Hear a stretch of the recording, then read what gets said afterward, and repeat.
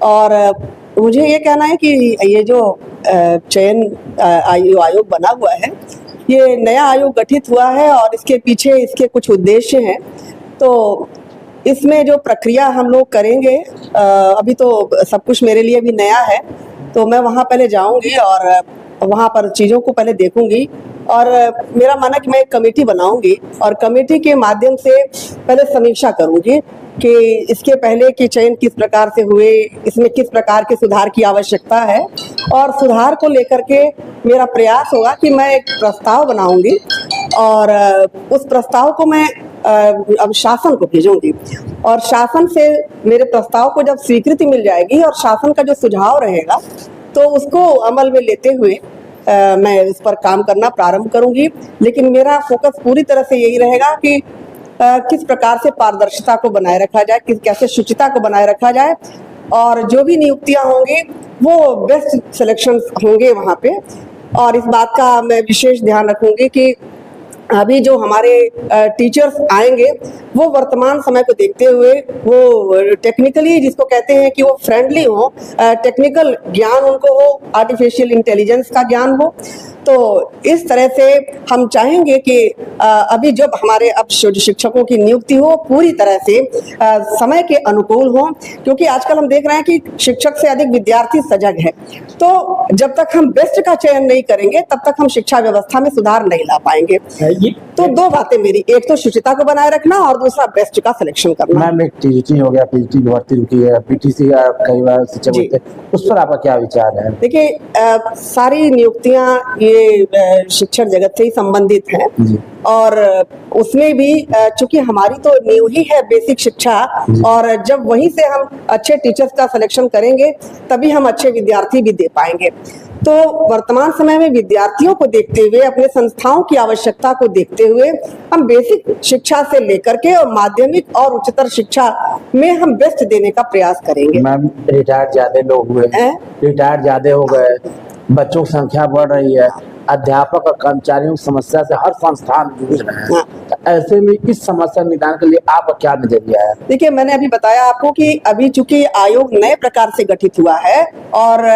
पहली उसकी अध्यक्ष के रूप में मुझे जो जिम्मेदारी मिली है, तो मैं पहले से ही बहुत कुछ अभी नहीं कह पाने की स्थिति में हूँ। इतना है कि पहले मैं वहाँ ज्वाइन कर लेती हूँ और ज्वाइन करने के बाद जब स्थिति का आकलन कर लूंगी तो बेसिक से लेकर के और हायर एजुकेशन तक की मेरी जो है कमेटी, जो हमारी टीम होगी, वो टीम जिस प्रकार से तय करेगी, और सबसे बड़ी चीज कि हमारी टीम जो तय करेगी उसको जब तक शासन उसको सहमति या स्वीकृति नहीं देगा हम उसको लागू नहीं कर पाएंगे। पहले तो जितने अध्यक्ष थे उनकी कमेटी से दूरी थी। हाँ, जो भी अध्यक्ष यादव जी नहीं, वो सदस्य दूरी बनी थी, तो क्या उस दूरी का समाज से खत्म करेंगे? बिल्कुल बिल्कुल हम चाहेंगे कि, क्योंकि हम किसी विशेष व्यक्ति का चयन इसमें नहीं करेंगे, और इसमें यह है कि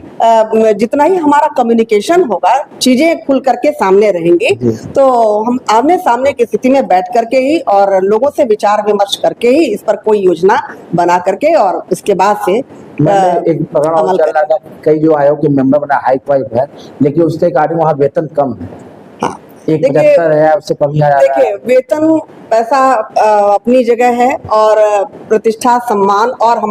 हमारा जो देश के भविष्य है, हमारे बच्चे हैं और बच्चों को बनाने वाले हमारे शिक्षक हैं। तो अगर हम वेतन पे न जा करके हम थोड़ा सा यही करें कि हम कुछ समाज को दे सकें, पारदर्शी रूप से हम अच्छे शिक्षक दे सकें, तो जो समाज में सुधार ला सकें, बच्चों का विकास कर सकें, तो वहाँ वेतन मायने नहीं रखता, क्योंकि वहाँ जो भी जाएगा इन सब स्थितियों का आकलन करने के बाद ही जा रहा है। तो ऐसा नहीं कि वहाँ जाने के बाद से हमें पता चलेगा और निर्णय हमारा बदलेगा। तो ये सब कुछ सोच करके ही हमने भी कदम बढ़ाया है कि पैसा ही महत्वपूर्ण नहीं होता है और हमारे लिए समाज और देश महत्वपूर्ण है। मैम, एक तो आपका अच्छा है, आप एक पेपर क्वेश्चन, पहला अध्यक्ष कौन होगा तो आपका नाम आएगा जी। अब बच्चों को एक नंबर जरूर मिल जाएगा उस पर, क्योंकि इतिहास जब जब लिखा जाएगा तो पहले अध्यक्ष का नाम परीक्षा जरूर पूछा जाता है, तो आपका पहला नाम आएगा। कई IAS भी इस लाइन में थे, कई बड़े अधिकारी, इनका उनको पछाड़ के आपका नाम ना आए। देखिए, इस बारे में यही कहना है कि देखिए किसी भी विश्वविद्यालय या शिक्षण संस्था या हायर एजुकेशन को जितनी अच्छी तरह से कोई शिक्षक समझ सकता है और उसकी व्यवस्था को, चाहे शिक्षण व्यवस्था हो, व्यक्तित्व विकास को हो, तो और मैनेजमेंट की भी बात जहां तक है, तो जहां तक एक शिक्षक इस बात को समझ सकता है, मेरे ख्याल से शायद एक आईएएस या प्रशासनिक अधिकारी केवल प्रशासन तो कर सकता है, लेकिन ओवरऑल जो देखने की बात होती है वो शिक्षक बेहतर ढंग से समझ सकता है। तो जो मुझे ये दायित्व मिला है प्रथम अध्यक्ष के रूप में, तो मैं पहले एक शिक्षक ही हूँ, उसके बाद से अध्यक्ष हूँ। तो मेरा पूरा यही प्रयास होगा कि मैं शिक्षकों के साथ, शिक्षण व्यवस्था के साथ न्याय कर सकूं। मैम, जो टीजीटी की भर्ती रुकी है, जो टीजीटी पीजीटी की भर्ती रुकी 2021 वाली, और कुछ शिक्षक भर्तियां, उस पर आपका क्या नजरिया, क्या भर्ती कब तक हो? देखिए, मैंने आपको बताया कि ये प्राथमिकता में है, क्योंकि अभी तक जितना भी विलंब हुआ, मेरे हिसाब से शासन का भी यही प्रयास है कि जल्दी से, अभी देखिए पिछले सप्ताह ही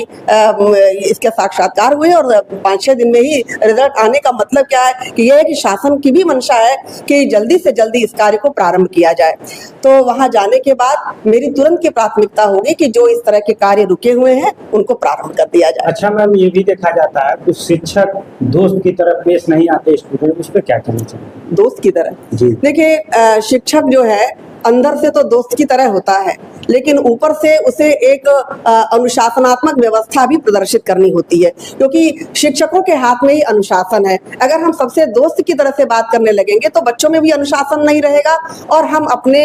जो हमारा लक्ष्य है उसमें हम सफल नहीं हो पाएंगे। तो शिक्षक और विद्यार्थी में एक